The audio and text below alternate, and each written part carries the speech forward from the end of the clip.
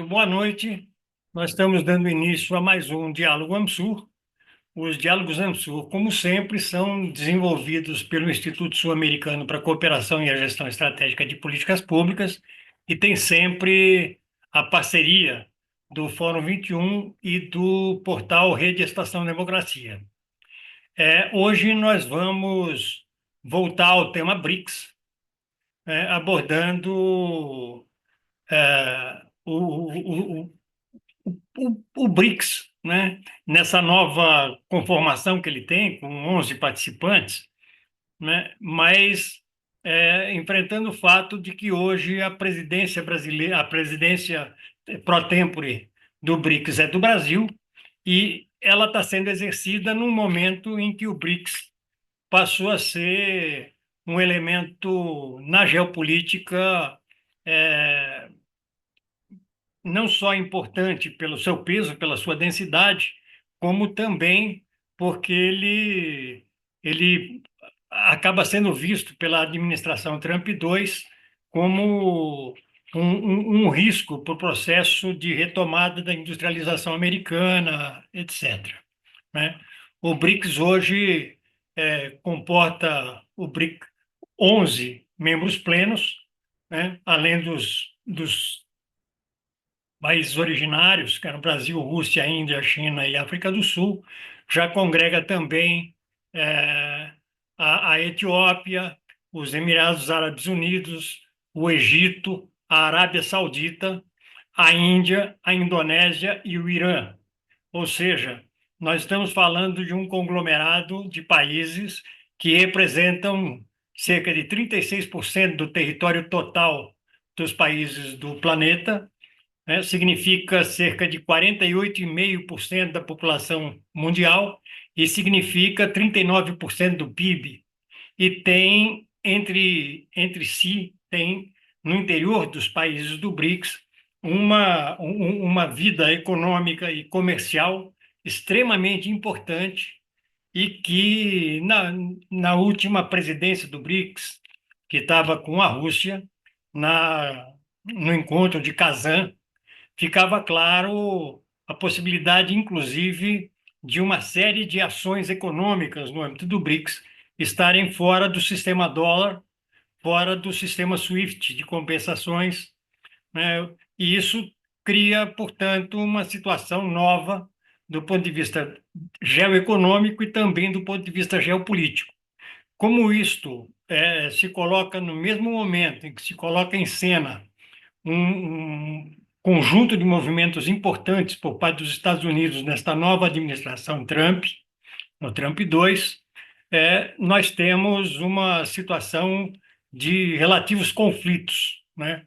Nos tarifaços, o Brasil é, é um dos países menos penalizado, mas é penalizado.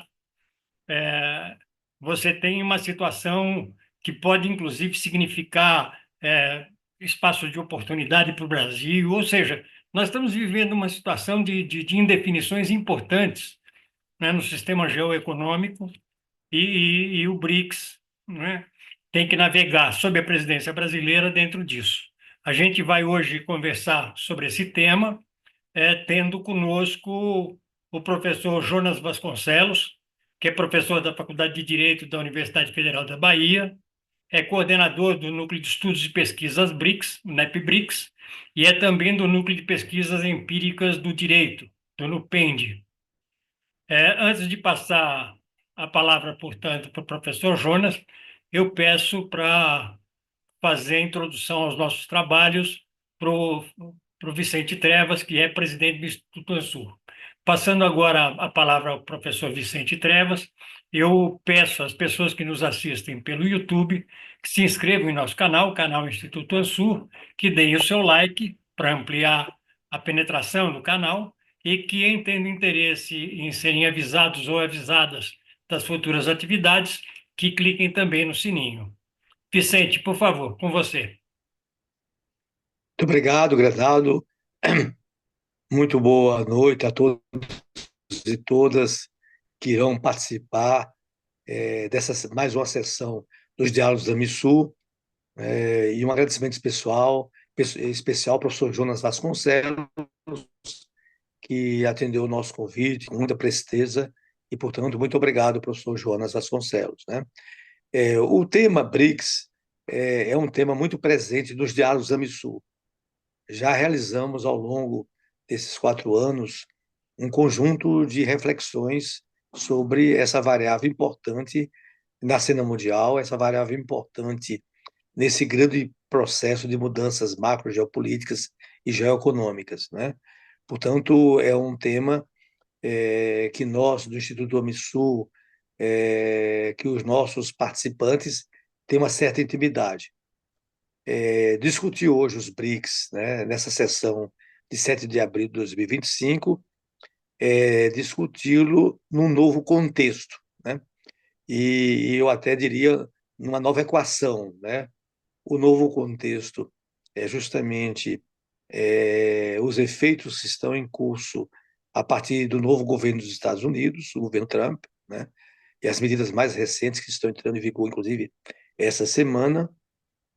Uma variável importante é também a presidência brasileira e, portanto, nós queríamos entender muito qual vai ser o espaço de atuação da presidência brasileira nesse contexto e também entender a trajetória BRICS de Kazan ao Rio de Janeiro, né? Lembrando que no ano passado a cúpula dos BRICS realizada em Kazan, na Federação Russa, foi um momento muito importante.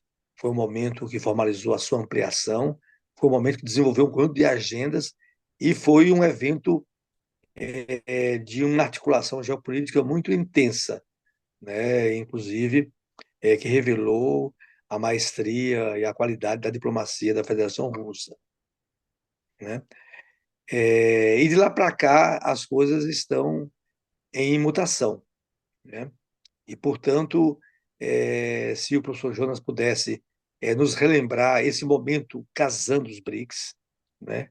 Depois o que desse momento se apontava como tendências, e aqui quero fazer um registro, inclusive, ao movimento específico no contexto da Conferência de Kazan, que foi a recondução da Dilma Rousseff, da nossa ex-presidente Dilma Rousseff, da presidência do New Bank of Development, o novo Banco de Desenvolvimento, né? E tudo isso são sinalizações importantes.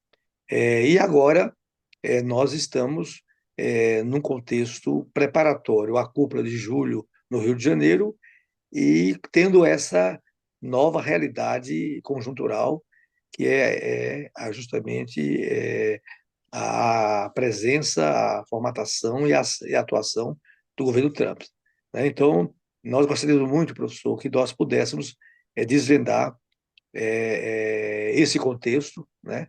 Perceber as principais tendências que estão desse contexto e sinalizar as margens, né, ou as agendas que ganharão densidade e talvez centralidade na cúpula do Rio de Janeiro.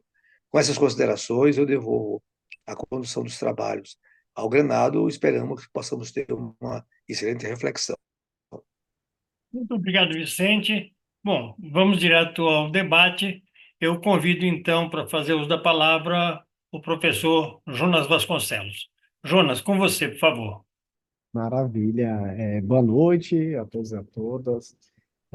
Queria agradecer, em primeiro lugar, ao professor Antônio Carlos pelo convite, dizer que é uma honra participar dos diálogos da AMSU.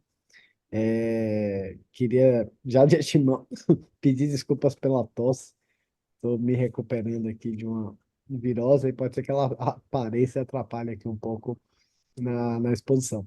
Queria também agradecer aqui pelas perguntas, né, do querido Vicente Treves. Vou tentar abordar elas ao longo aqui da nossa conversa, que eu meio que estruturei a partir também do título, né, dessa atividade, né, que justamente como vocês mencionaram aqui nessa introdução, né, tocando esses elementos, pensar um pouco os desafios do BRICS nessa nova composição ampliada, né, presidência brasileira e a conjuntura geopolítica marcada pelo governo Trump 2, né? Veja, nesse, tentando aqui talvez organizar a reflexão, eu diria assim, primeiro para pensar um pouco os elementos relacionados a quais seriam os desafios do BRICS ampliado, né, dessa nova composição, dessa nova expansão dos BRICS. Eu acho que vale a pena a gente rememorar um pouco alguns fatores relacionados a essa trajetória do BRICS, né? Uma trajetória aqui que tem como início formal ali a primeira grande cúpula lá em 2009, né, em Ekaterimburgo, na Rússia, que a gente entendeu um pouco as fases que o grupo vai passando nesse tempo, até para entender esse movimento agora mais atual de expansão. Então, se me permite, acho que eu vou fazer esse arco histórico, pois eu acho que ajuda a gente a pensar algumas questões importantes internas ao grupo nesse momento, e a partir disso a gente amplia para elementos maiores com a conjuntura internacional. Todo mundo aqui lembra, né, que ali a crise de 2007, 2008, né, que acontece não na periferia da economia mundial, mas ela acontece no epicentro, vamos dizer assim, das economias centrais, ela, para os países BRICS, né, naquele momento especial Brasil, Rússia, Índia e China, ela serviu ali quase como uma janela de oportunidade. A magnitude da crise daquela época, né, ela contribuiu para reduzir a capacidade política, financeira e a legitimidade que até então o G7, né, aquele grupo das 7 maiores economias do mundo, tinham de dar lições ou desenhar sozinhos as soluções para as saídas da crise, né? Então, os países BRICS naquela época, uma forma de entender a história da organização dos BRICS entender que eles estavam bem posicionados e perceberam a importância daquele momento para pleitear coletivamente mudanças na arquitetura financeira e monetária internacional. A exemplo de bandeiras como maior representatividade no Fundo Monetário Internacional, no Banco Mundial, por exemplo, né, instituições que historicamente eram criticadas por não atender às demandas, né, desses países em desenvolvimento, dessas economias tidas como emergentes. Então, se esse era o estopim, se essa era a janela de oportunidade que permitiu a articulação dessa plataforma geopolítica, né, de cooperação geopolítica, ali em 2009, formalizada em Ekaterimburgo, é importante perceber que desde 2009, desde a primeira cúpula, o grupo ele passou assim por várias fases. E fases que vão respondendo às oscilações da conjuntura internacional, mas também respondendo a mudanças na composição doméstica de governos desses países. Eu, ao analisar esse processo histórico, né, eu destaco 4 fases nessa história do BRICS. Uma fase ali que vai de 2009 a 2012 é uma fase que chama de passiva, não porque o grupo não tenha feito nenhum tipo de ação, muito pelo contrário, mas é que o grupo, o centro da ação do grupo BRICS, né, que inclusive tem uma primeira ampliação ali com a África do Sul, já participando da cúpula de 2011, mas o grupo ele tinha como centro da ação a busca de reformas no sistema monetário e financeiro por meio de acordos no âmbito do G20, né? Então, o G20, que naquela época ali tinha sido refuncionalizado como uma espécie de foro maior para poder coordenar as saídas da crise, e no âmbito dessas cúpulas do G20, o BRICS atuava coletivamente buscando estabelecer acordos e compromissos de reformas no FMI, no Banco Mundial, entre outros aspectos da vida monetária e financeira internacional. O que acontece é que, a partir de 2012, o grupo claramente começa a mudar de postura, uma postura que eu chamo de mais ativa, uma postura mais criativa até, do ponto de vista da plataforma de cooperação, que ela está relacionada com uma crescente frustração à época da ineficácia das reformas discutidas no âmbito do G20, seja porque elas eram sistematicamente atrasadas, como foi o caso das reformas das cotas no Fundo Monetário Internacional, que eram atrasadas pelo Parlamento dos Estados Unidos, né? Ou até quando elas eram implementadas, elas pouco ou quase nada alteravam a estrutura de poder, né, dessa arquitetura financeira internacional. Então, é nesse momento de frustração, que o grupo ele também começa a tomar mais iniciativas e lança a, o desenho de vários instrumentos próprios. Vai lançar, inclusive, na cúpula de 2014 no Brasil, né, em Fortaleza, mas é uma discussão que começa em 2012, o novo Banco de Desenvolvimento, foi mencionado aqui pelo Vélez, né? O arranjo contingente de reservas, né? Como duas grandes mecanismos multilaterais que têm tratados constitutivos assinados na cúpula de Fortaleza em 2014, mas também o grupo, naquele período, ele começa a anunciar uma série de outros projetos, projetos de criação de uma agência de crédito, de classificação de risco do BRICS, né? Um fundo de títulos de moedas locais, projetos que, já adianto, ficaram ali um pouco parados depois, que é justamente uma terceira fase que a gente observa quando olha ali a trajetória dos BRICS, que vai de 2017, mais ou menos, até 2022, uma relativa estagnação na agenda da cooperação BRICS. Em que sentido uma relativa estagnação? Assim, parece que é um período em que o grupo, que continua ativo, né, no sentido formal, continua tendo cúpula todo ano, mas a atuação do grupo, ele meio que reduz, ele desce um pouco a temperatura, né? Ele reduz o ritmo de inovação de projetos, poucos projetos caminham que tinham sido lançados no ciclo anterior. De alguma maneira, o arranjo contingente de reservas não desenvolve como deveria se desenvolver. O Banco dos BRICS, a gente pode também discutir isso um pouco mais para frente, mas ele também passa por uma fase de desenvolvimento aquém das suas próprias metas institucionais, né? Então tem ali uma certa dificuldade de desenvolvimento dos seus projetos. Várias razões explicam isso, né? Essa fase, vamos dizer assim, de dificuldades do agrupamento. A gente deve lembrar que foi um período que o grupo passou por várias tensões internas entre países, seja, por exemplo, as tensões entre Índia e China, que se acirraram durante esse período, em torno de espaços ali de disputa regional entre os países.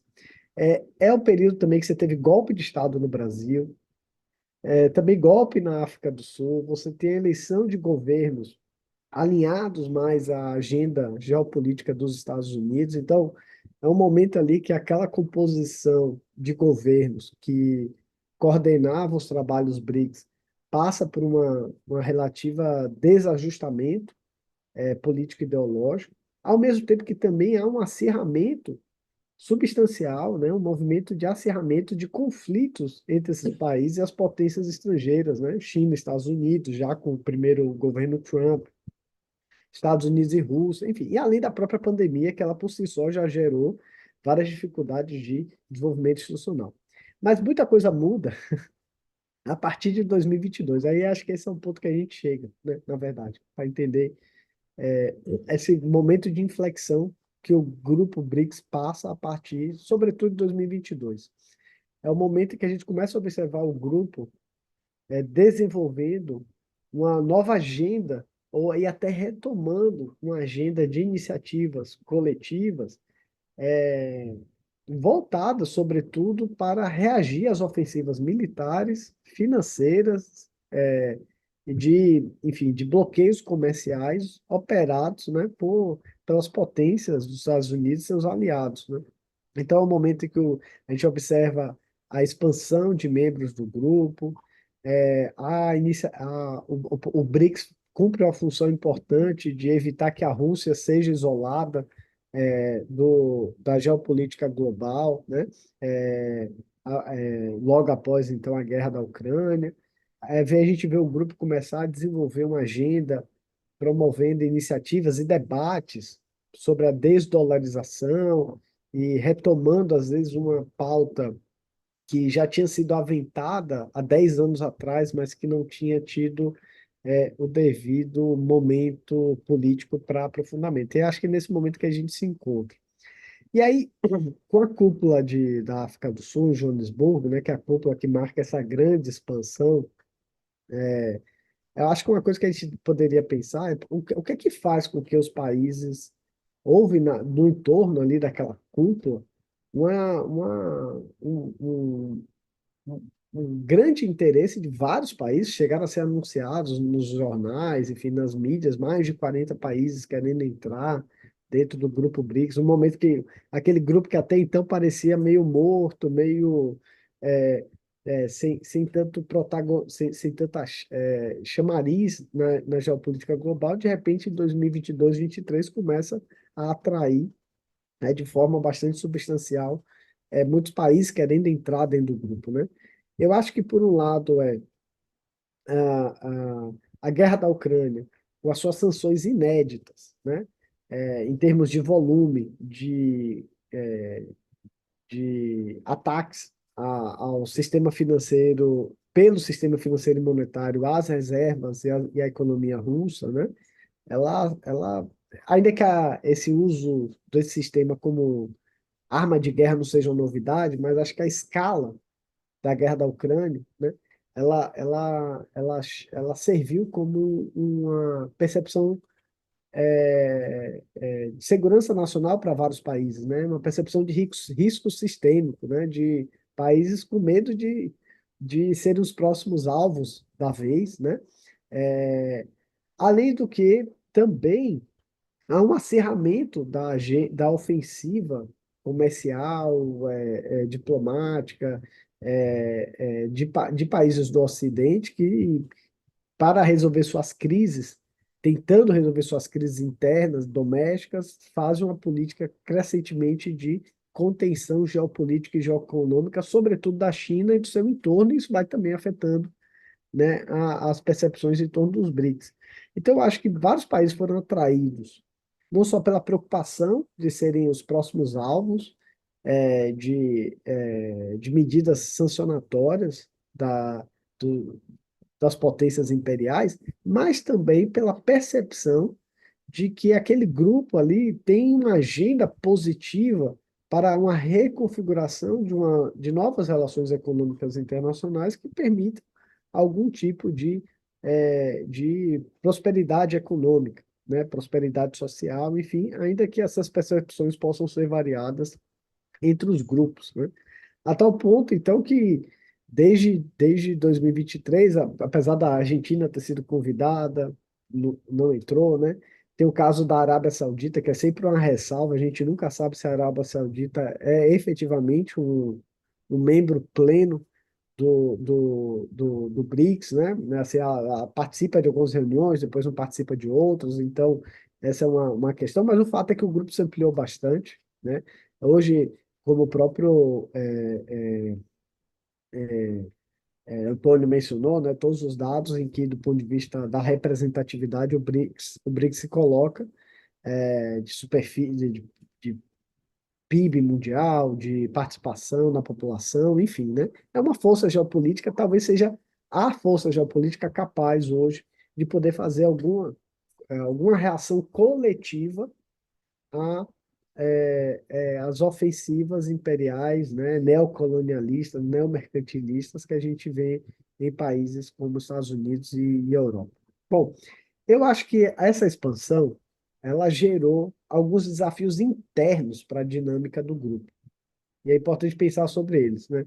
Um desafio interno para o grupo BRICS, né? Esse BRICS ampliado, é que se a gente pensar no nível da forma histórica como o grupo tem se estruturado, o BRICS não é um bloco comercial, o BRICS não tem sido, né, até então, não é um bloco comercial, não é uma aliança militar, não é sequer uma instituição de direito público internacional. Ela é uma plataforma de concertação geopolítica, é uma plataforma de cooperação, que historicamente se funcionou na base do consenso, né? Ou seja, ela vai avançando ali na medida em que há acordos entre os países, né?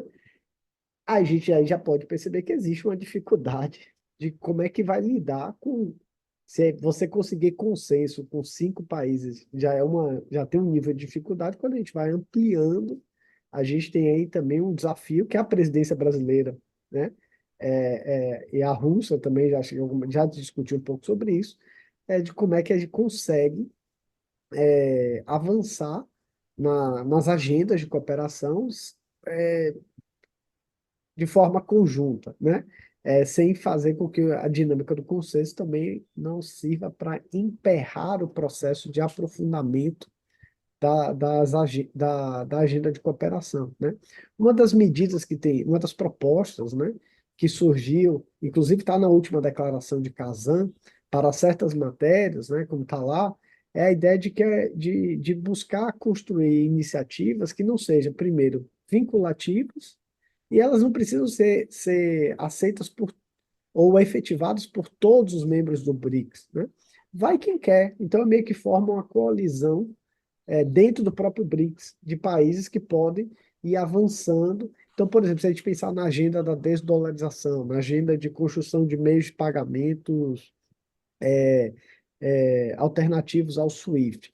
Nem todos os países ali dentro dos BRICS têm, talvez, os mesmos interesses e as mesmas posições em relação a isso. É o caso, por exemplo, não só do Brasil, né, por razões que a gente pode discutir, mas da Índia, por exemplo, né, que certamente tem posições diferentes em relação a essa temática. Então, você construiria um mecanismo e, se a Índia no futuro quiser participar, ela participaria, ou seja, é evitar que a regra do consenso não vire uma regra de veto e ela paralisasse o andamento das iniciativas do grupo. Então, esse é um desafio interno que a expansão propiciou, né? Agora, outro desafio, que aí já não é no nível, vamos dizer assim, da burocracia ou da gestão governamental do BRICS, mas é um desafio também no nível das sociedades, que a ampliação dos BRICS ela também joga para a gente, membros da sociedade civil, o desafio de a gente também promover a integração entre esses povos, né? Povos que a gente não tem é, é, é, muitas vezes muitas conexões, né? Países como Etiópia, Indonésia, enfim, né? É que as nossas sociedades civis, né? Os nossos diferentes grupos, desde o empresarial a movimentos sociais, sindicatos, né? Então, assim, existe um desafio do projeto BRICS que demanda não só uma articulação de governo, mas também uma integração entre povos. E a ampliação também gera um bom desafio para isso, né? Isso é importante para não só para reduzir assimetrias de poder internas que existem entre o grupo, mas, sobretudo e especialmente, porque um maior nível de integração entre esses povos, ele serve também como um contraponto, um contrapeso às eventuais oscilações no nível da política governamental, né? Porque você consegue ter laços profundos entre setores da sociedade civil, transcendendo governos, e às vezes os governos mudam, né? Às vezes um governo tem um golpe de Estado, tem várias coisas, você aumenta o custo de eventual retirada do país do próprio grupo, né? Então, assim, só lançando aqui um outro nível de desafio de integração que a expansão coloca não só para os governos, mas também para as sociedades.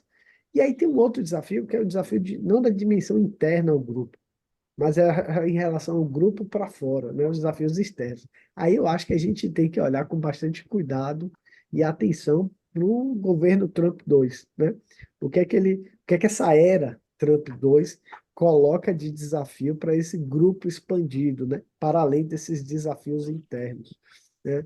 É, e aí eu acho que, enfim, queria também ouvir vocês, vou tentar aqui terminar para a gente poder ter um diálogo e conversar, né? Mas as coisas, os fatos ainda estão se desenrolando, né? Então é sempre difícil a gente tentar, é mais fácil, ainda que seja com muito erro, é mais fácil a gente olhar para o passado do que para o presente e futuro. Mas me parece aqui, né, que o Trump ele vem promovendo uma verdadeira forma disruptiva uma reorganização do sistema econômico internacional, né? Quebrando regras e acordos que haviam sido feitos e patrocinados por eles mesmos. E assim, diga-se de passagem, que isso não é necessário, não é uma coisa sem precedentes, né? Basta lembrar, por exemplo, o que o Nixon fez nos anos 70, né? Ao romper unilateralmente com o sistema de Bretton Woods, né? Então, parece um pouco esse momento aqui que a gente está vivendo, um momento de ruptura com o padrão de organização das finanças e do comércio internacional, que de forma análoga a gente pode comparar ali, ainda que com sentido trocado, o que o Nixon fez nos anos 70, né? O que tem em comum? Tem em comum é que tanto o Nixon quanto o Trump, e o Trump, melhor dizendo, o Trump, tal qual o Nixon, parece estar disposto a violar as regras historicamente patrocinadas as regras comerciais, financeiras, monetárias, historicamente patrocinadas pelos Estados Unidos, né, enquanto o multilateralismo lhe servia para atender aos seus interesses domésticos, né? E aí, nisso, uma agenda neomercantilista, né? Uma agenda que busca exportar os custos do projeto de reindustrialização daquele país para suas zonas de influência.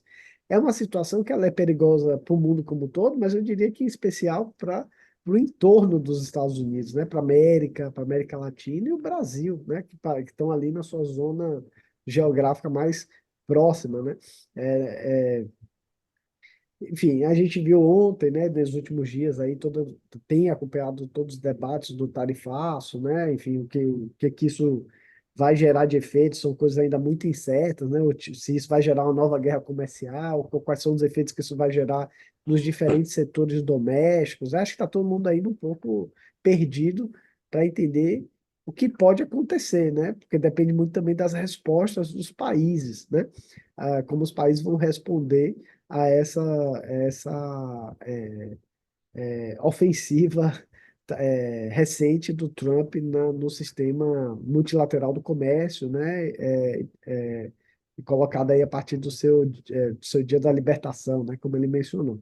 Bom, então assim, de alguma maneira, ao mesmo tempo que isso gera vários perigos, né? Eu acho que tem uma outra questão que para a gente no Brasil dá uma angústia ainda um pouco maior, é que é meio chover no clichê, né, de que todo perigo, crise gera oportunidades. E certamente isso vai gerar algumas oportunidades, mas essas oportunidades só vão fazer sentido se a gente também tem um projeto nacional de desenvolvimento bastante delineado, né? Porque essas mudanças geoeconômicas e geopolíticas que estão em andamento, elas podem permitir ali aceleração de algumas medidas de interesse nacional. É, Nesse sentido, eu acho que o BRICS se apresenta como uma ferramenta importante para o Brasil, né, poder aproveitar certas oportunidades nesse contexto, né? E aí, se a gente leva em consideração também o fato de que hoje, esse ano de 2025, né, o Brasil ele é a presidência ocupa a presidência do bloco, né? E ocupar a presidência do bloco é uma tarefa estratégica, porque o país que ocupa a presidência, ele tem um papel ali de organizar a agenda de trabalhos, né? Ele tem um papel de pautar grande parte das discussões. É certo que ele leva e deve levar em consideração os, os acúmulos da última declaração, dos últimos trabalhos, da última presidência, que foi da Rússia, mas ele tem ali, para o bem ou para o mal, também uma possibilidade de ampliar recortar, fazer ajustes, enfim, tentar moldar a agenda de discussões. Ele não pode, ele não é capaz sozinho pautar as decisões, mas ele tem a competência de organizar o ritmo das discussões, né? Só que aí, gente, eu vou talvez colocar um ponto de preocupação com relação ao, ao atual estado das coisas, como eu tenho analisado em relação à presidência brasileira dos BRICS, né? Porque, assim, apesar da oportunidade histórica, apesar de potenciais, me parece que a presidência brasileira dos BRICS, essa de 2025, que só vai, que é o que tudo indica, né? Porque como a presidência rotativa vai demorar muito tempo para voltar para o nosso país, né? Ainda mais com a expansão do grupo, ela está sendo marcada por uma presidência de baixo perfil. baixo perfil porque há uma priorização política de uma outra agenda internacional, que é a COP, né? Essa é uma avaliação, né? Tem muita gente boa envolvida, tem muita gente dedicada nos trabalhos, tem muita gente séria dos governos, da sociedade civil participando, contudo, há um calendário reduzido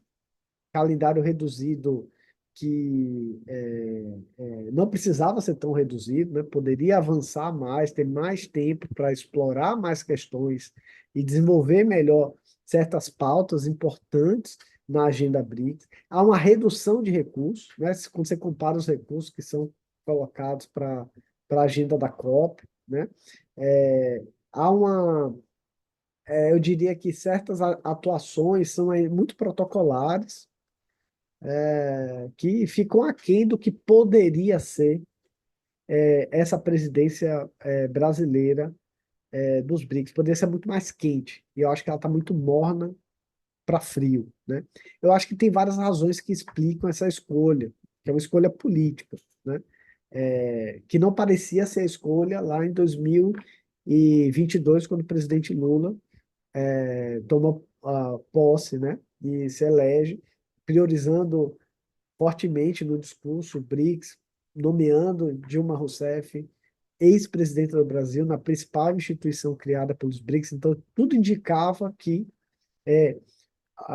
haveria uma grande presidência brasileira BRICS, com muito investimento, com muita iniciativa, mas as coisas não caminharam desses fatores, desse sentido. Eu acho que tem razões para isso, né? É, tem um efeito, o próprio efeito Trump, a própria eleição do Trump, de alguma maneira, ela, ela gera um efeito nas burocracias e chancelarias dos governos. Os governos ficam mais receosos, né, do que vão do que vem de lá, né? Os Estados Unidos é um país muito forte, que pode causar muito dano, né? Já fez várias ameaças, o Trump mesmo, ele já ameaçou várias vezes os BRICS, os países que seguirem tal ou qual agenda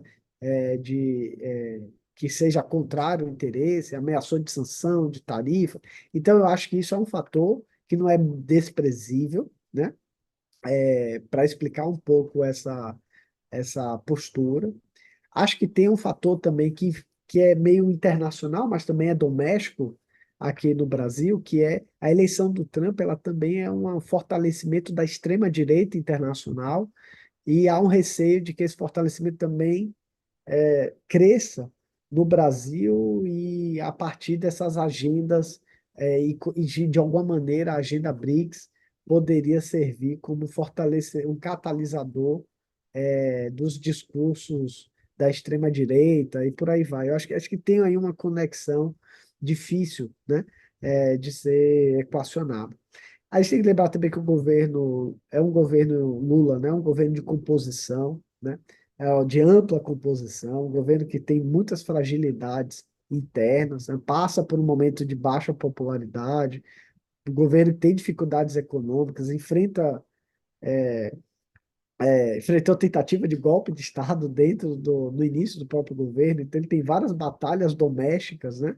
É, é, que ajudam também a um pouco a entender que às vezes as preocupações saem um pouco da esfera internacional e são muito consumidas pelo dia a dia, pelo preço do café que está muito alto, pelo preço do ovo, enfim, né?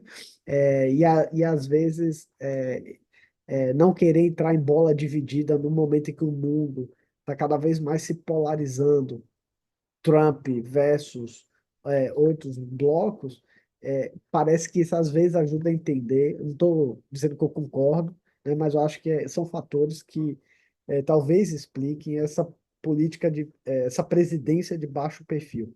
Além também de uma certa, e é importante nunca esquecer disso, que existem também questões ideológicas nos quadros do governo e da burocracia do Estado, que, no geral, elas tendem a ser eurocêntricas, né? Elas tendem a ser eurocêntricas e também com certo verniz russofóbico e xenofóbico. Isso é diria assim, uma característica geral, né?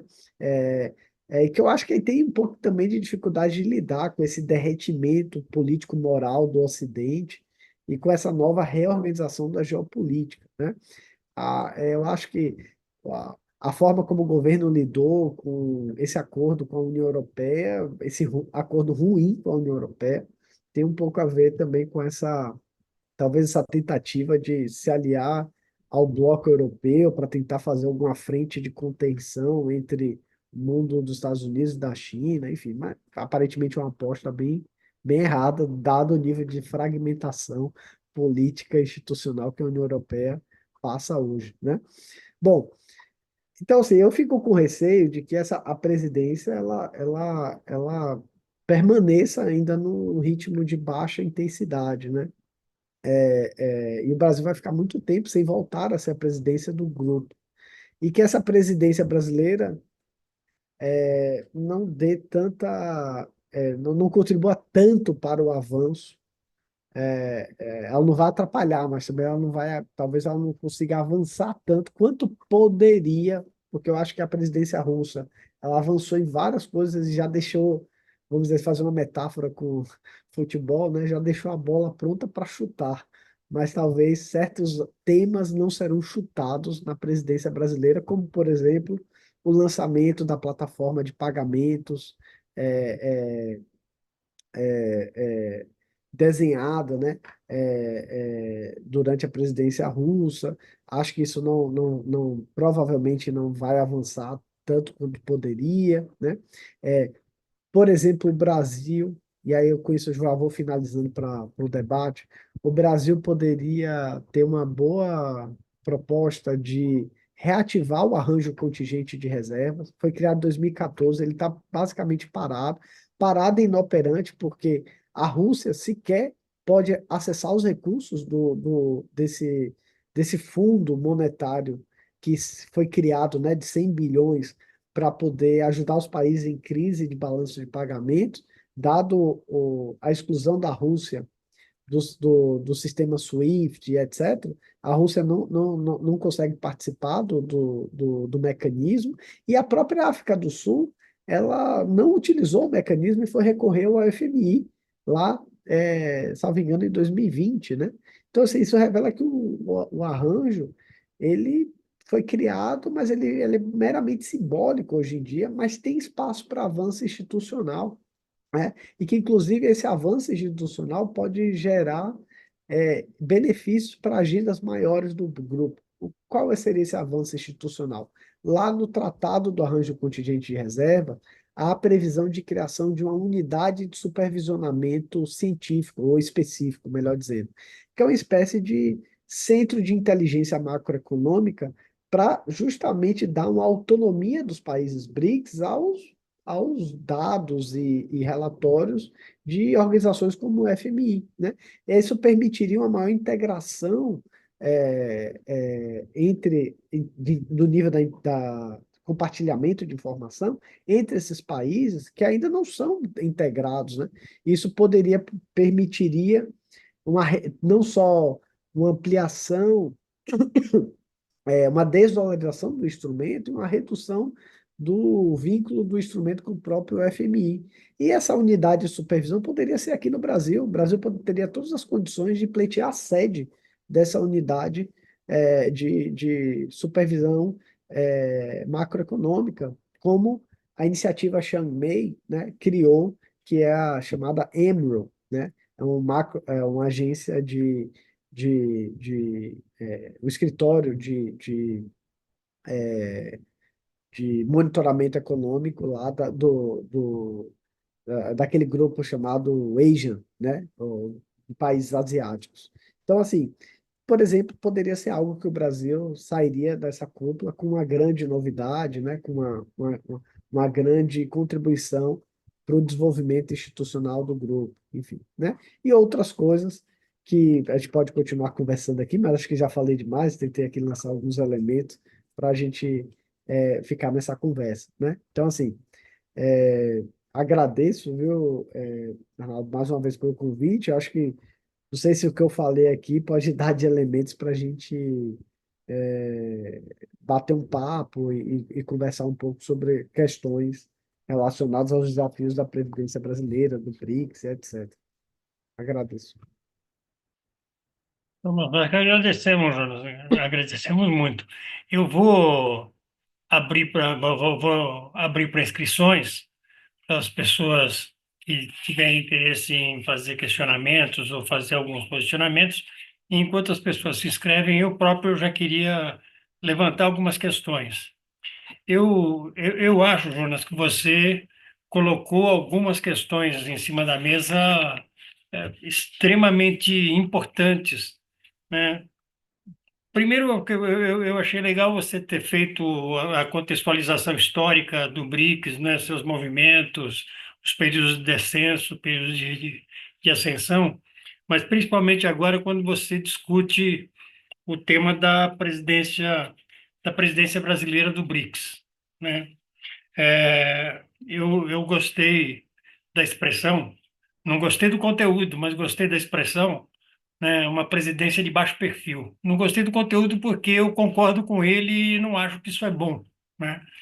Acho que realmente a gente tem uma presidência de baixo perfil e me preocupa um pouco o fato de que algumas grandes agendas recentes, como já foi o fato do exercício da presidência do G20, como é agora o exercício da presidência do BRICS, como é o caso, né, da consecução da COP30 em julho, nós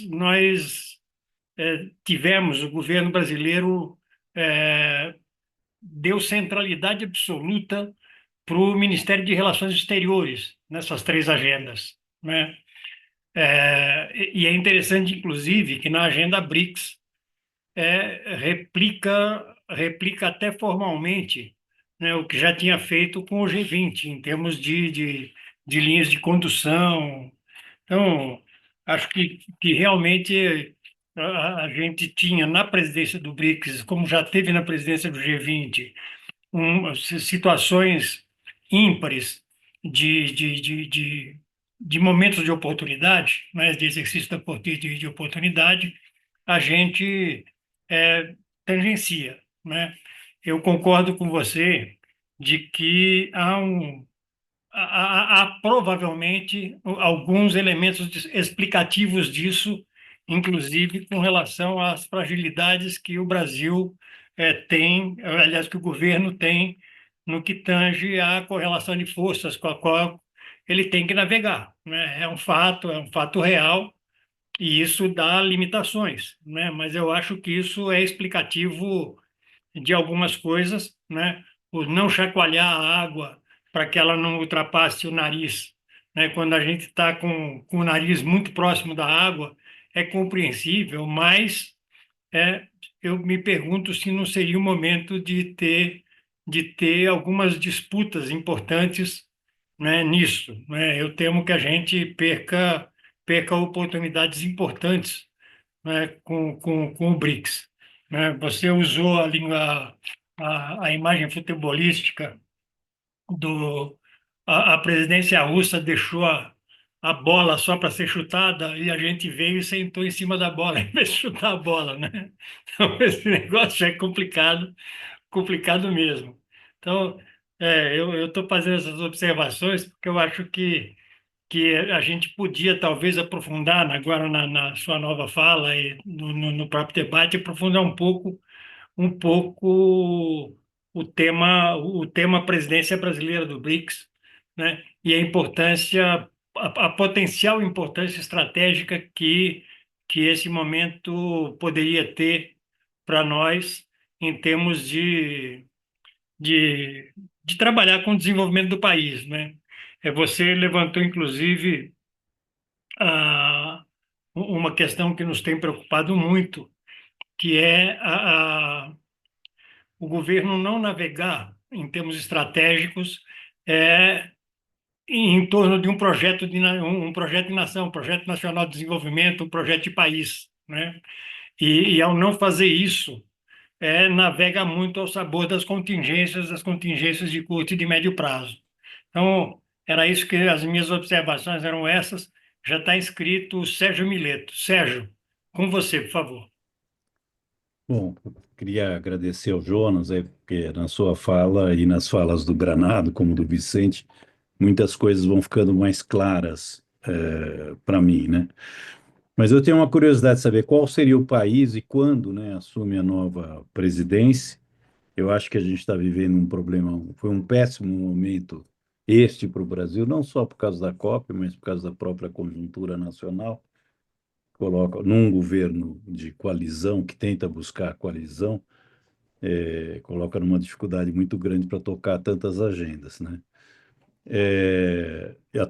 E vejo isso, a gente conversa muito com o pessoal, por exemplo, a crise argentina e a esperança que os empresários pequenos e médios e microempresários na Argentina tinham com a entrada da Argentina no BRICS. Quer dizer, foi um balde de água fria a chegada do Milei para esses empresários lá, mas esses empresários lá apostam muito que a Lampime possa ser um hub aonde possa trazer esses outros países da América Latina, a nossa região, esses pequenos empresários, para participar dessa nova ordem econômica, ou dessa sonhada nova ordem econômica que o BRICS passa a ter oportunidade. Então, queria um pouco te ouvir sobre essa possibilidade de que a gente regionalmente possa participar. Eu me lembro que no Mercosul aconteceu algo parecido quando teve o golpe do Paraguai.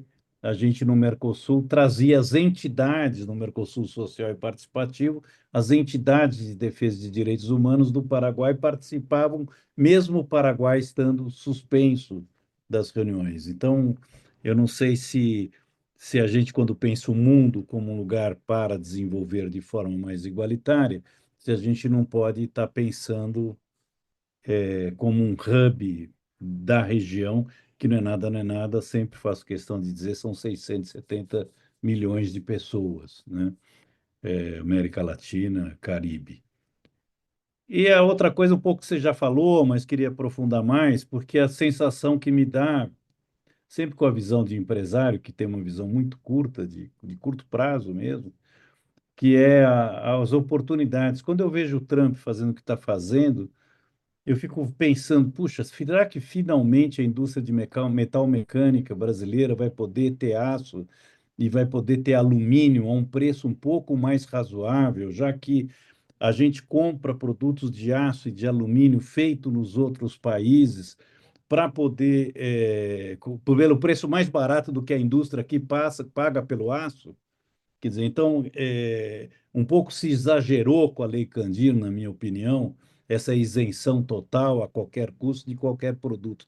Será que a dona de casa vai poder comprar carne mais barata, se bem que o governo reclama da inflação, reclama da taxa de juros, mas de repente sai por aí querendo vender mais carne, aí me dá a impressão que a carne vai continuar pressionando a inflação e a taxa de juros, assim como outros produtos, em vez de criar cotas, né? Quer dizer, olha, vocês podem exportar desde que vocês entreguem para o mercado interno tanto, ou taxar a exportação de uma vez para que tenha, para ter governo. A sensação às vezes que está é que não tem governo, né? Nessa área. Então, e aí a gente vê, assim como o petróleo, a gasolina, a gente não consegue aproveitar esta riqueza como uma riqueza nacional, porque a gente tem um custo dolarizado desses produtos. Então, eram esses os meus comentários e perguntas, e mais uma vez, obrigado, Jonas. Roberto Trevas, com você, por favor. Boa noite, professor Jonas. É, Veja bem, você falou que o governo Trump 2 ele está rompendo acordos, legislações, ou seja, que outros governos não tinham rompido nos Estados Unidos, e você citou o caso de Nixon, quando ele rompeu com o sistema de Bretton Woods e o dólar ficou estabelecido como uma moeda, ou seja, de referência para todas as transações naquela época. Na década de 70, o que é que ocorre? Coincidentemente, no início da década de 72, 73, 74, você houve a crise do choque do petróleo. O petróleo teve um aumento de 3 a 4 vezes do preço, era $4 o barril, chegou em 11, 12 dólares.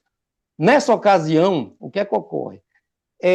Os bancos multilaterais. Eu digo isso porque eu trabalhei durante 20 anos, eu fui gerente de captação de recursos externos do estatal brasileira, a Companhia Hidrelétrica de São Francisco.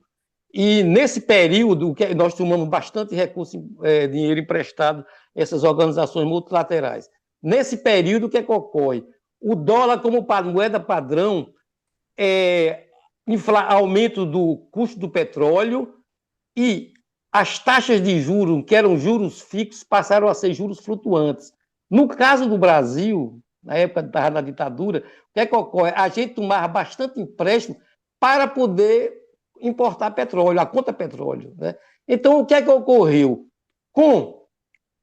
Claro, quem predominava as instituições multilaterais de empréstimo, ou seja, esse Banco Mundial, o Banco Interamericano, começou a diversos países tomarem dinheiro emprestado, inclusive com incentivo dessas instituições multilaterais. Ocorre que nós, inclusive o Brasil, o México, nós caímos na armadilha da dívida, que teve sérias consequências. O Brasil, o México, nós entramos em default, nós tivemos no governo Sarney, ou seja, o rompimento, né? Ficamos em default, foi uma verdadeira catástrofe. Inclusive, tem um analista, um escritor americano chamado John Perkins, que ele era funcionário do Banco Mundial, e escreveu um livro chamado Assassinos Econômicos, a armadilha que os países caíram, inclusive nós, Brasil também, né? Então, o que é que ocorre? Fazendo um paralelo para a situação atual, aí que eu perguntaria, claro, só para recordar, na época da década de 70, o PIB da China era até inferior ao PIB do Brasil, tá certo? Então, o que é que ocorre?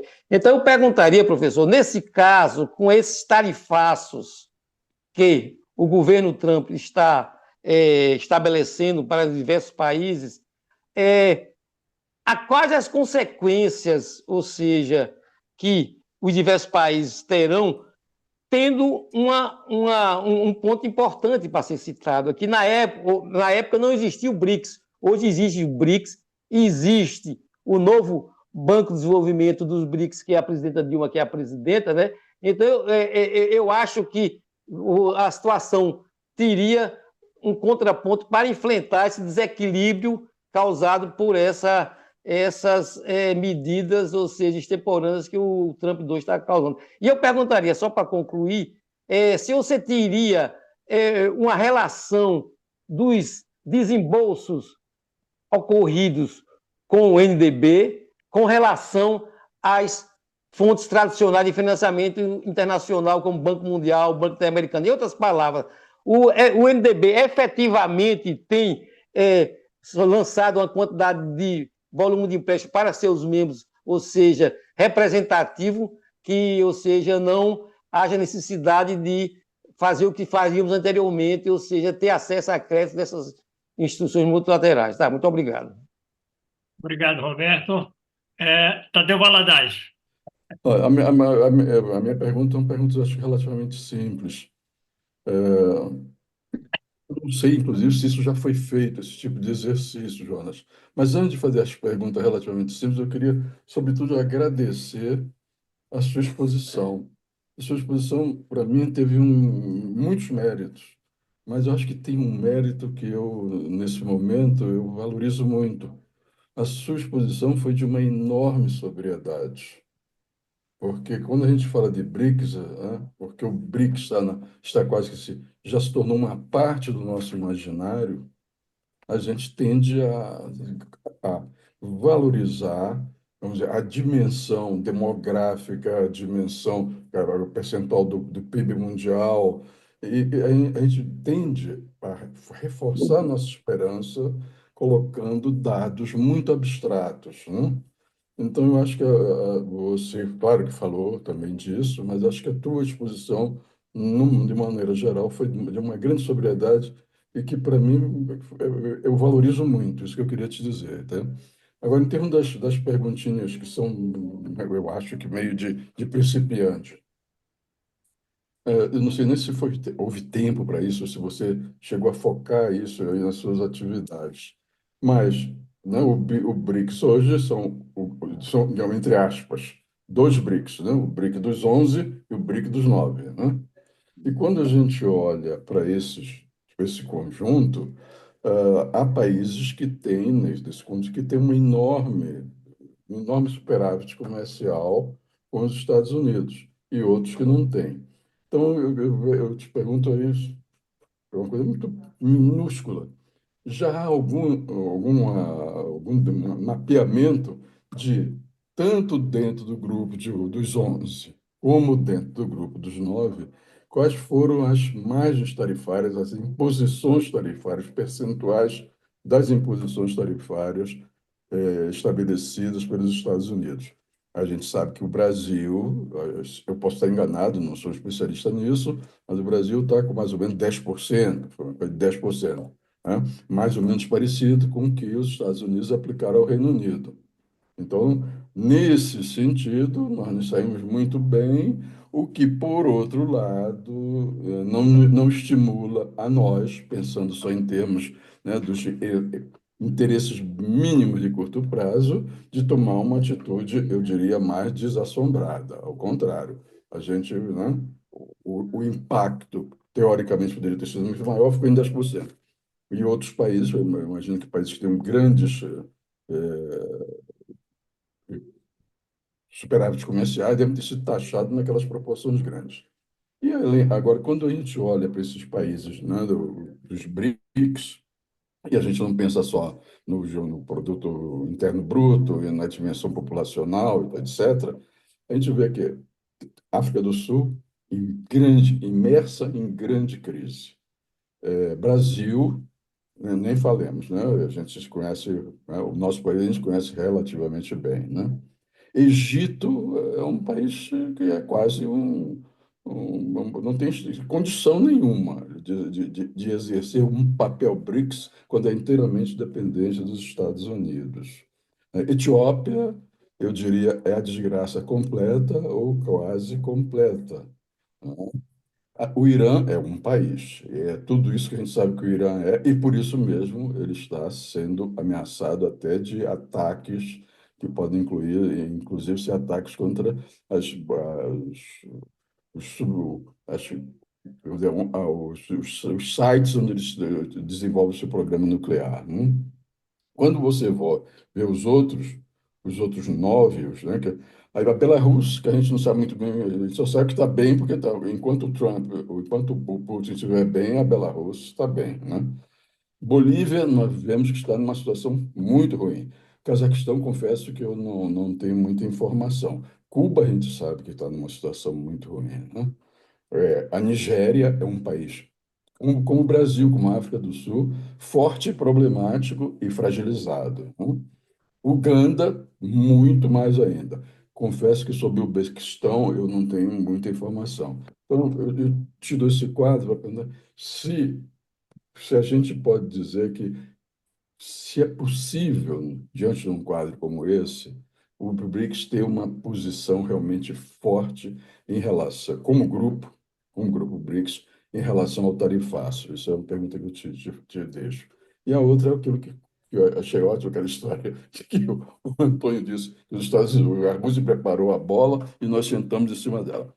E eu pergunto, se sentasse em cima da bola, se aplica, eu acho, ao BRICS, a presidência brasileira no BRICS, eu pergunto se também não é esse sentar-se em cima da bola, não se aplica à relação que o Brasil estabelece com os BRICS, mas, na verdade, com os países que são mais influentes nos BRICS e que, sem dúvida, são a China, a Rússia e a Índia, né? Se nós também não estamos nos sentando nessa bola, que é uma segunda bola, em relação à nova Rota da Seda. Porque a minha sensação é que o Brasil também, em relação à nova Rota da Seda, ele não consegue se decidir sobre o que é que quer fazer com isso. Ele quase que procura, na minha visão, ele procura manter um certo grau mínimo de autonomia, cultivando um certo distanciamento, né? Então, eu já falei demais, eu queria tua opinião sobre essas ideias. Muito obrigado uma vez mais pela sua exposição, pela sua sobriedade. Muito obrigado, Tadeu. Vicente Trevas. Eu acho que tanto a exposição do Jonas, né, quanto as intervenções estão muito enriquecedoras. Mas aí eu tenho duas indagações e depois contextualizá-las, né? A primeira indagação: o que nos esperar da cúpula do Rio de Janeiro? Essa é uma primeira indagação. Como o Brasil vai sair dessa presidência, né? Essas duas perguntas têm o seguinte contexto, né? O Jonas nos lembra que a partir de 2020, 2022, os BRICS entram numa dinâmica de ganhar musculatura, né? Uma musculatura pela agenda, uma musculatura pela sua expansão, né? E tanto as cúpulas da África do Sul em 2023 e principalmente a cúpula de Kazan em 2024 demonstraram, quer dizer, essa tendência, né? Avançaram na expansão da coalizão, né? E também no desenvolvimento da sua agenda. Ora, a expectativa é que justamente a potência da Conferência de Kazan e os seus avanços projetaria uma cúpula do Rio em 2025 no sentido de aumentar a potência BRICS, né? E aí vem uma contradição, né? Quer dizer, um movimento de aumentar a potência e uma postura morna de ambiguidades ou o famoso sentar sobre a bola, né? Então, isso de um lado. E do outro lado, veja, para o observador menos atento, mais que acompanha, né, o processo BRICS, a nova conjuntura internacional decorrente do governo Trump iria, inclusive, pôr o próprio BRICS em mais evidências ainda, né? Então, veja, aí nós estamos lidando com expectativas contraditórias, né? E, portanto, vem, né, as perguntas necessárias e decorrentes. Primeiro, a iniciativa BRICS, quem irá realmente liderar essa iniciativa, né?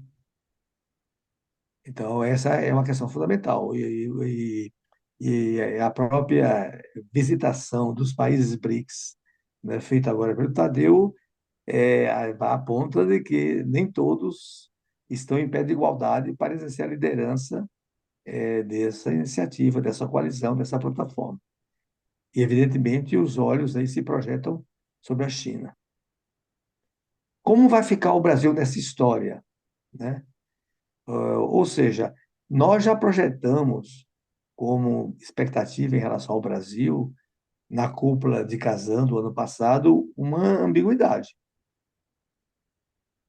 A não presença do presidente Lula sinalizou mensagens, sinalizou percepções, né?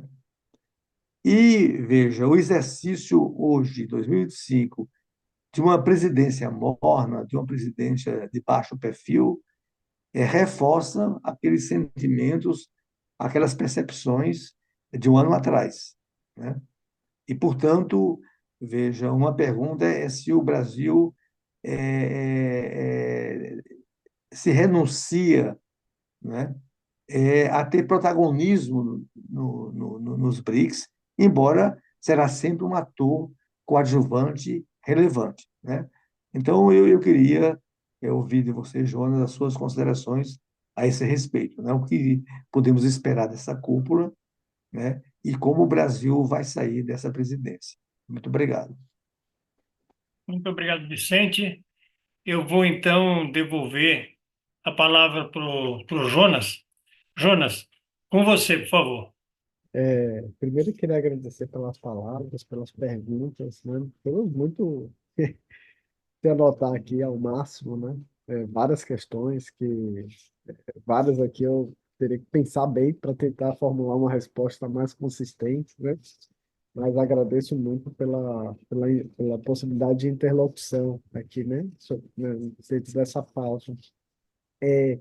Tentando aqui talvez organizar em blocos de áreas, né, para as questões colocadas. Talvez eu começaria pelaquela mais geral, e depois que eu acho que foi a pergunta do Roberto Traves, ele me leva para uma questão mais geral, né, histórica, e depois eu desceria, vamos dizer assim, para elementos mais atuais da presidência brasileira, da relação BRICS hoje com as tarifas e a cúpula. Quando eu fiz o comentário, né, e, e o Travis, enfim, sacou muito bem, não tenho que ponderar nada com relação a isso, né? Mas o que eu queria colocar talvez em análise é que não deixa de ser interessante que o Nixon, né, quando ele rompe com o sistema de Bretton Woods, lá nos anos 70, né, rompe com a paridade dólar-ouro, né, que é uma das âncoras do sistema Bretton Woods. E a partir dali você tem uma série de reorganizações do sistema monetário e financeiro internacional, também pelo choque do petróleo. Depois, lá no fim dos anos 70, você tem o choque de juros do Fed americano e os efeitos que isso vai gerar, né, como bem lembrou o Travis, na, em economias da periferia, como o Brasil e México e tal, né? Mas, assim, quando a gente olha, talvez, num olhar mais de longa duração, a gente vê que ali é um movimento de reestruturação daquilo que hoje a literatura chama de neoliberalismo, né? No sentido neoliberalismo enquanto um modo de uma fase, vamos chamar assim, do próprio capitalismo em que tem ao menos dois pilares importantes. Um pilar é que ele promove uma financiarização da dinâmica das economias centrais, né? No ator a gente vai ver isso acontecer no próprio Estados Unidos, né? Que se ali até os anos 70 era um país superavitário, depois começa a vir a crise, se tornando um país deficitário, e aí há uma ruptura com o sistema Bretton Woods, há uma reorganização do sistema produtivo americano, que vai cada vez mais se financiarizando, vai, de forma bem sintética aqui, né? Vai se especializando na produção de serviços tecnológicos e financeiros. A Ásia vai se industrializando, a América Latina vai se reprimarizando, né? Então, esses são os movimentos históricos que vão acontecendo a partir dos anos 70. E um outro pilar desse sistema econômico-financeiro a partir dos anos 70 é, é o pilar que a gente chama de globalização, né? Que na verdade enfim, com o fim da Guerra Fria isso ainda fica mais evidente, que é uma espécie de mundo que se organiza a partir do multilateralismo, o respeito às organizações internacionais, que de repente agora já seria a nova razão da governança global. É interessante que o Trump está fazendo, ele está rompendo aparentemente com esses dois pilares, né? Não deixa de ser talvez um pouco irônico que quem está destruindo as bases do neoliberalismo é a extrema-direita, né, americana, porque ao promover querendo promover, não sei se ele vai conseguir, mas que ele está querendo promover uma agenda de reindustrialização, que foi um efeito perverso da financiarização da economia americana. Então ele está rompendo, tentando reverter esse ciclo, né? Tentando trazer as indústrias de volta para os Estados Unidos e por aí vai, ao mesmo tempo que ele está rompendo com todos os acordos e regras do sistema multilateral criado desde a Segunda Guerra Mundial, mas que teve seu momento de inquestionabilidade a partir do fim da Guerra Fria, né? Sai da OMS, sai da respeita as regras do GATT, OMC, e por aí vai. Ou seja, é um país que está se reestruturando, dando um choque na economia mundial, reorganizando completamente aquilo que durante uma boa parte era a base do seu poder, né? Então, assim, quais são as consequências disso? Se vai dar certo ou não, sinceramente eu não sei, né? Eu não, eu acho que é uma questão que para gente acompanhar, eu não sei, é mesmo, né? Se vai dar certo, mas eu acho que é isso que ele está tentando fazer, né? Ele está tentando é, é, é, não sei se ele está reorganizando, ele está alterando, talvez de forma histórica, o mundo, as regras e a dinâmica da economia mundial, tal qual, pelo menos preponderava aí nos últimos 50 anos, né? Assim, ainda que tenha tido as suas fases, as suas mudanças, né? Óbvio, antes e depois da Guerra Fria, e por aí vai, né? Pós e depois da crise de 2008. Então, assim, é, meu ponto é que eu acho que essa situação, que aí levei um pouco a pergunta que o querido Tadeu fez, né? Eu acho que volta um pouco assim, e agora, né? Como é que os países BRICS estão nesse meio desse tarifaço? Como é que isso se coloca, né? Fui fazendo uma pesquisa aqui bem rápida, mas é interessante que dos países BRICS que são alvo das tarifas, né? Você tem lá a China com 34% de posição de tarifa, a Índia com 26%, a Indonésia com 32%, a África do Sul com 30%, então estão lá, são os países que estão lá na, vamos assim, numa média boa, né, alta de tarifa, e países como Brasil, Egito, Emirados Árabes, que foram tarifados lá com 10%. Tem outros países do BRICS que nem foram alvo das tarifas, né? Mas o que é que isso coloca, eu acho, né? Isso coloca, tem algo em comum aqui que esses países podem pensar, e aí é uma oportunidade para o grupo, né? Talvez isso agora, eu estava falando da presidência dos BRICS, baixo perfil, né? Mas talvez esses eventos contribuam para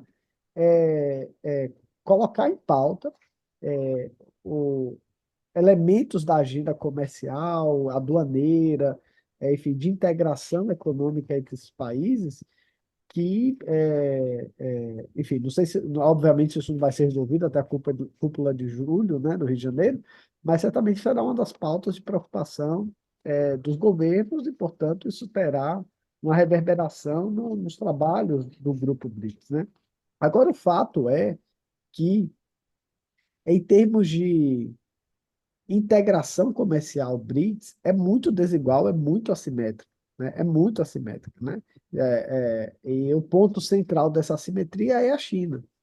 Então, assim, o nível de integração comercial do Brasil com a África do Sul é totalmente assimétrico do que é o Brasil com a China, né? Então, assim, de alguma maneira, existem desafios internos que precisam ser equacionados, né? E eu acho que a plataforma serve, não, tem um potencial de servir como um espaço de concertação para alinhar respostas que não sejam patricidas num contexto de potencial acerramento de guerras comerciais, né, decorrentes das ações unilaterais do Trump, né? Então, obviamente, os países aí vão ter, nesse fórum, um espaço talvez interessante para aproveitar a situação e tentar costurar medidas de curto, médio e longo prazo, né? E aí, voltando, né, para a questão da metáfora do Brasil sentado na bola, né? Eu acho o seguinte, eu acho que o fato do Brasil estar sentado na bola, ele é a expressão também um pouco, isso não é só da política externa, isso também é da política interna, né? É uma postura que, por várias razões, o nosso governo não é um governo de enfrentamento, ele não é um governo de enfrentamento interno, né? Não é um governo que está enfrentando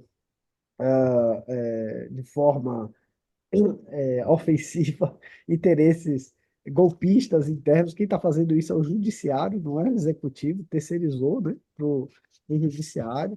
É um governo que tem uma fragilidade de composição, de base parlamentar, que é conhecida. É um governo que, portanto, ele não é caracterizado como um governo que está na ofensiva de uma agenda política econômica sequer em nível doméstico. O governo está sempre um pouco na reativa. É o governo que também internamente senta na bola, né? E eu acho que essa postura também ela se reflete, né, no nível internacional com a agenda BRICS, né? Então, eu acho que isso é um pouco uma postura do governo brasileiro não querer cutucar, assim como o governo brasileiro não quer cutucar os militares, aqui o governo brasileiro não quer cutucar os Estados Unidos, não quer criar. Então, você está numa postura de baixo perfil, é como se está tentando se equilibrar numa situação onde o seu pé está assentado sobre uma via muito fina, muito frágil. Então, eu acho que é assim que o governo se enxerga, tá?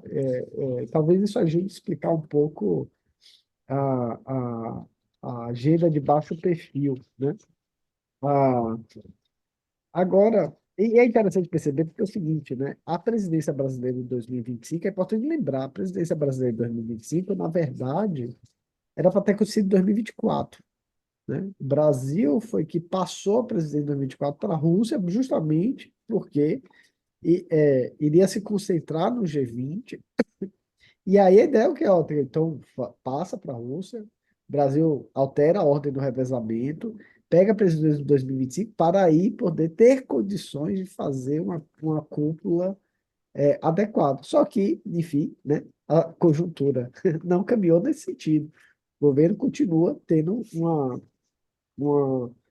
uma agenda ainda difícil, né? Eu não sei se foi a melhor escolha, né? Mas, enfim, é uma característica do momento atual, né? Então, aí vem a pergunta do Vicente Treves, né? O que esperar da cúpula do Rio de Janeiro agora, né? Óbvio que eu acho que esses eventos muito recentes que a gente está vivendo agora com o Trump, eles ainda vão ter um efeito, não sei qual vai ser, mas certamente terão um efeito na dinâmica dos trabalhos até a cúpula do Rio de Janeiro. Até então, eu diria que o que estava prevalecendo era uma declaração, uma cúpula sem muita novidade, tá? E essa cúpula me parecia muito protocolar, aquela cúpula com a declaração, com seus pontos de apoio ao desenvolvimento de A, B, C, de que reconhecendo os trabalhos de Y, Z, C, aquela coisa bem diplomática, protocolar, mas comparado, por exemplo, ao que foi a cúpula de Joanesburgo de 2023, que foi uma cúpula marcada pela expansão do grupo, né? O início das discussões no ambiente público de uma suposta nova moeda BRICS e tal. Aí você pega a cúpula de Kazan, na Rússia, que foi uma cúpula que, apesar dos seus problemas, teve avançou bastante na proposta, na construção de propostas para o sistema monetário e financeiro internacional, né? É, lançou já vários pontos de desenvolvimento, né? E assim, né? Esse ano a Indonésia entrou no grupo, né? Do BRICS, mas na verdade isso é um trabalho da presidência russa, né? Mas calhou de ser anunciado apenas em janeiro desse ano. Então, assim, qual vai ser a marca da cúpula brasileira do BRICS? Eu, sinceramente, temo, quero estar errado, mas temo, pelo que eu estou acompanhando, participo de vários grupos de trabalho relacionado ao BRICS, né, da sociedade civil, até coisas internas ao governo e tal, mas eu acho que não vai ter, comparado ao que foram as cúpulas anteriores, não vai ter assim, uma grande coisa que vai marcar a cúpula BRICS no Brasil em 2025, né? A agenda monetária financeira do grupo, né? A agenda da desdolarização, ela vai continuar, mas ela vai continuar porque ela é uma demanda histórica. Eu acho que talvez a próxima presidência índia também não dê tanto avanço com relação a isso, mas uma próxima presidência mais interessada, com mais necessidades, ela consiga avançar um pouco mais, né? Então, assim, essa é um pouco minha perspectiva. E alguém perguntou, desculpa se eu esqueci aqui quem foi, sobre a questão do novo Banco de Desenvolvimento, seu papel, seu tamanho, etc. Olha, o Banco de Desenvolvimento, ele é enfim, uma instituição que acompanha eu diria que da temática BRICS é aquela que eu mais me dediquei até hoje em termos de pesquisa, né? E assim, o novo Banco de Desenvolvimento, ele, ele tem mudado, tá, com a presidenta Dilma, mas ele desde a sua institucionalização, dos inícios das suas operações em 2016, né, ele foi criado em 2014, aí ele é sediado já em 2015, mas ele começa as primeiras operações em 2016.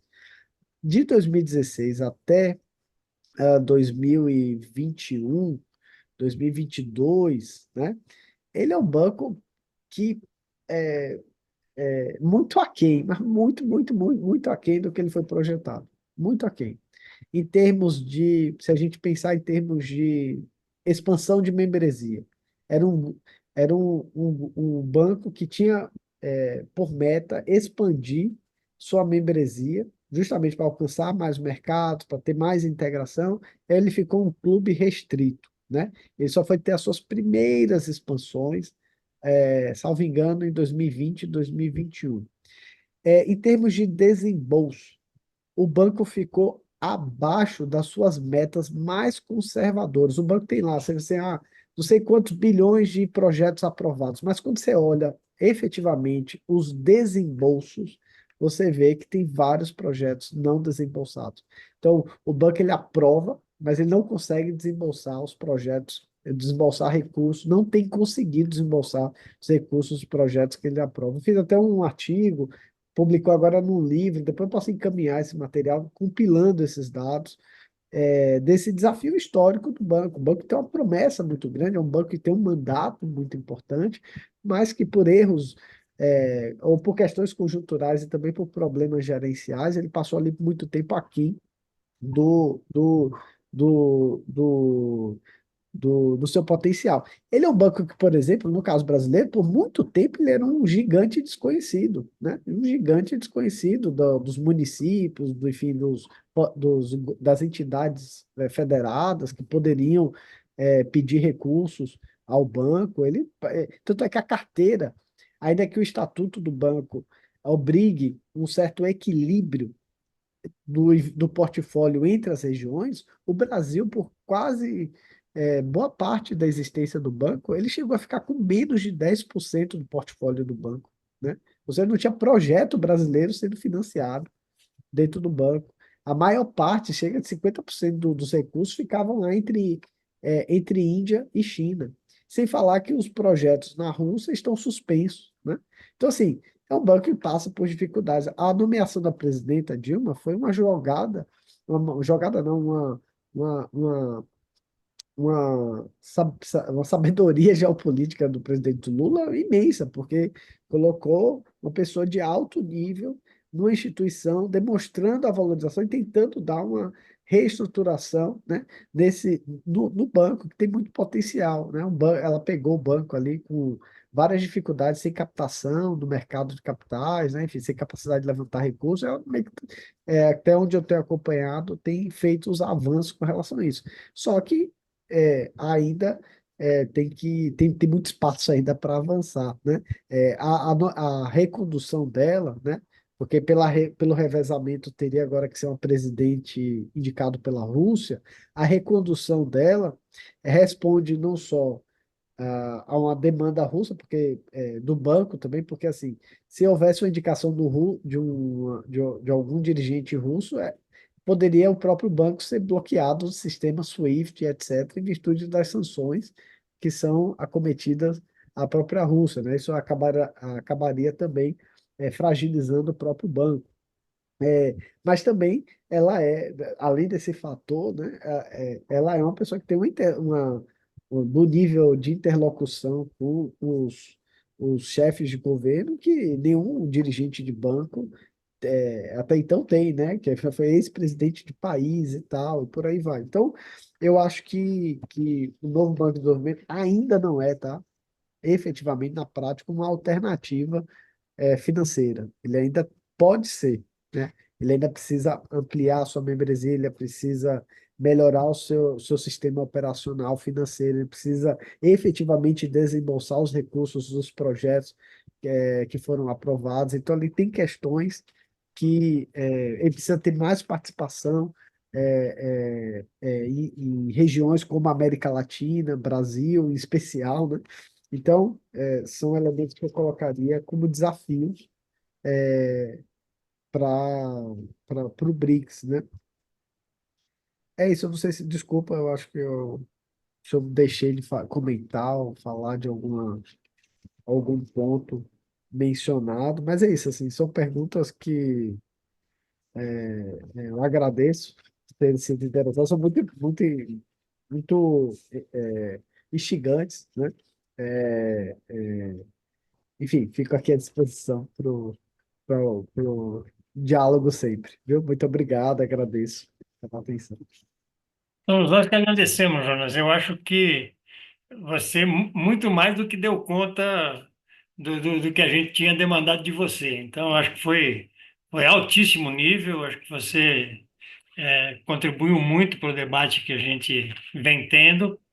E já queria, agradecendo a você, agradecer a todas as pessoas que estiveram conosco e solicitando a quem está conosco pelo YouTube que se inscreva não só em nosso canal, mas que esteja conosco também na próxima segunda-feira no novo Diálogo Ansul. Muito boa noite a todos e a todas.